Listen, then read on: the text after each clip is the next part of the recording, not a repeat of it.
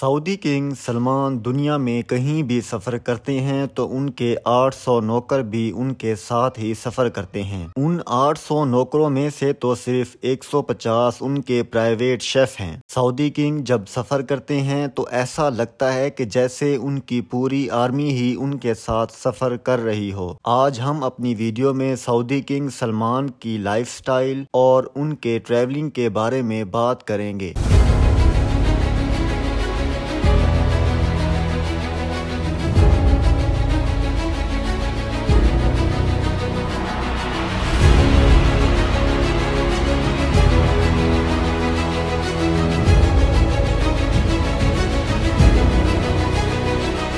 स्वान knowledge factory में तमाम दोस्तों को खुश आमदीद। हमें आप दोस्तों के सपोर्ट की बहुत ज़्यादा ज़रूरत है। हमारे चैनल को लाजमी सब्सक्राइब करें। नाजरीन, दुनिया के अहम लोग जब कहीं भी ट्रैवलिंग करते हैं तो उनके साथ बहुत से दूसरे लोग भी सफ़र करते हैं। जैसा कि अमेरिकन प्रेसिडेंट जो बाइडन जब भी कहीं सफ़र करते हैं तो उनके साथ उनकी गाड़ियाँ, उनका जहाज़ और उनके बॉडीगार्ड के साथ साथ सीक्रेट सर्विसेज के ऑफिसर्स भी ट्रेवल्स करते हैं। अगर अमेरिका के प्रेसिडेंट के अलावा कोई और शख्स इस तरह का सफर एंजॉय करता है तो वो है सऊदी किंग सलमान बिन अब्दुल अजीज। दुनिया की तमाम सल्तनतों में से अहम तख्त के बादशाह सलमान बिन अब्दुल अजीज हैं। सलमान बिन अब्दुल अजीज ना ही मिलियंस और ना ही बिलियंस बल्कि 1.6 ट्रिलियन डॉलर्स के मालिक हैं। मोहम्मद सलमान बिन अब्दुल अजीज जब कहीं सफर करते हैं तो पूरी दुनिया को पता चलता है कि वाकई कोई इंसान ट्रैवल कर रहा है। मोहम्मद सलमान बिन अब्दुल अजीज को दुनिया के किसी कोने में किसी भी किस्म की तकलीफ का सामना ना करना पड़े, इसलिए उनके साथ दर्जनों हवाई जहाज, उनके शेफ, उनके सर्वेंट्स, फैमिली मेंबर्स और हत्ता के उनकी पर्सनल बुलेट प्रूफ गाड़ियां भी उनके साथ सफर करती हैं। मार्च 2017 में सऊदी किंग का प्राइवेट बोइंग 747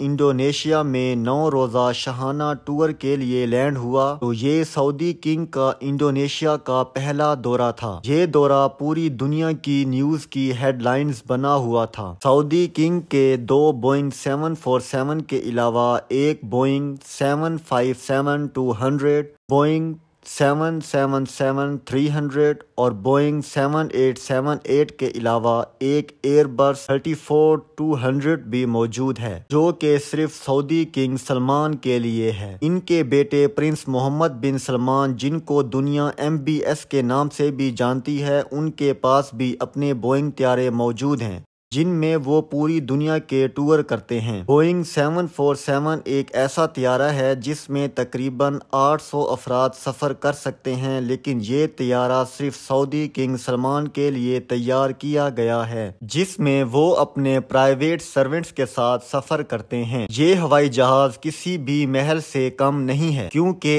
इस जहाज में हर वो चीज़ रखी गई है जिसमें कभी भी किंग सलमान को ज़रूरत पड़ सकती है। Luxury bedroom, conference room, dining area, sitting area और किचन भी इस जहाज में फिट किया गया है। मोहम्मद सलमान बिन अब्दुल अजीज को जहाज में ये मालूम ही नहीं होता कि वो जहाज में सफर कर रहे हैं या अपने महल में आराम फरमा रहे हैं। लगेज की बात की जाए तो एक आम इंसान अपने साथ सिर्फ 20 किलो का वजन ही लेकर जा सकता है, लेकिन किंग सलमान तो आखिर किंग हैं। उन्होंने अपने इंडोनेशिया के टूर पर पूरे 5,06,000 का लगेज कैरी किया था जिसमें उनकी 2 प्राइवेट लेमोजीन और जहाज से उतरने के लिए एक गोल्ड प्लेटेड एक्सकलेटर भी शामिल था। किंग सलमान के साथ तकरीबन 1500 अफराद भी सऊदी से उनके साथ इंडोनेशिया के टूर पर आए थे जिनके लिए अलग से 30 हवाई जहाज अरेंज किए गए थे। किंग सलमान ने अपने इंडोनेशिया के टूर पे ऐशो आराम के सारे रिकॉर्ड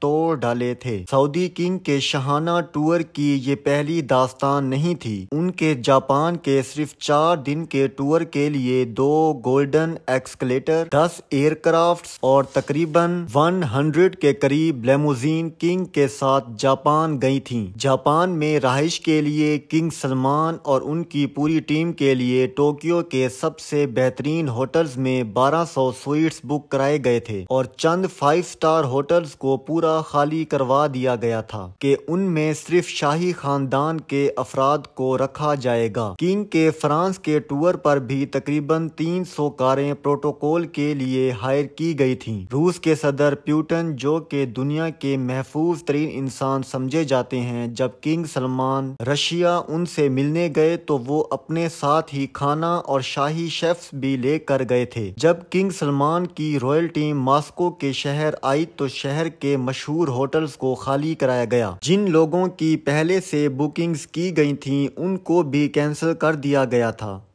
صرف 4 دن کے اس ٹور پر کنگ سلمان کے تقریباً $3 ملین خرچ ہوئے، جو کہ پاکستانی 80 کروڑ روپے بنتے ہیں۔ کنگ سلمان جہاں جاتے ہیں وہاں اپنا پورا محل ساتھ لے جانے کی وجہ سے کافی مشہور ہیں۔ اتنا سارا خرچہ کرنے کے باوجود بھی کنگ سلمان کا گولڈن ایکسکلیٹر جہاز سے اترتے وقت پورے میڈیا کے سامنے خراب ہو گیا، جس کی وجہ سے کنگ کو شرمندگی کا سامنا کرنا پڑا، لیکن آخر کار ان کو باقی کا سفر پیدل ہی کرنا پڑا۔ 2014 میں جب کنگ سلمان باراک اوباما کو ملنے گئے تو اس ٹرپ پر بھی انہوں نے بے تحاشا دولت کا خرچہ کیا تھا۔ واشنگٹن کے مشہور ہوٹلز کے تمام سوئٹس کو انہوں نے بک کروا لیا اور تمام ہوٹلز کو کنگ سلمان کے آنے سے پہلے ہی گولڈن کروا دیا گیا۔ سعودی عرب سے خاص گولڈن فرنیچر منگوایا گیا، جس میں گولڈن صوفے، golden bed, golden carpets, golden bed sheet اور گولڈن چیئرز تک منگوائی گئی تھیں۔ ہوٹل کی پارکنگ میں بھی ریڈ کارپیٹس بچھوائے گئے تھے تاکہ کنگ سلمان کو اپنے پاؤں زمین پر نہ رکھنے پڑیں۔ سعودی کنگ سلمان بن عبدالعزیز کی طرح ان کے بیٹے محمد بن سلمان بن عبدالعزیز بھی کافی شاہانہ زندگی گزارتے ہیں۔ وہ بھی اپنے باپ کی طرح جب ٹریول کرتے ہیں تو پورے ہوٹلز کو ہی ایک ہفتے پہلے بک کروا لیتے ہیں اور اس میں سونے کا کام شروع کروا دیتے ہیں۔ جب پرنس محمد بن سلمان لاس اینجلس گئے تو انہوں نے بھی 4 سیزن ہوٹل کے پورے 270 کمرے بک کروائے اور پورے ہوٹل کو عربک ڈیزائن دیا گیا۔ جب ایک انسان پر آسمان سے پیسوں کی بارش ہو رہی ہو تو اس کے خرچ اخراجات بھی شاہانہ ہو جاتے ہیں۔ کچھ عرصہ پہلے جہاں صرف ریت اور گرم ہوائیں ہوا کرتی تھیں اور لوگ پانی کی بوند بوند کو بھی ترستے تھے، آج وہاں لوگ سونے کی پلیٹوں میں کھاتے ہیں۔ میرے دوستو، آپ کو ہماری یہ ویڈیو کیسی لگی کمنٹ ضرور کریں اور ہمارے چینل کو لازمی سبسکرائب کریں۔ ہمیں اپنی دعاؤں میں یاد رکھیں۔ اللہ حافظ۔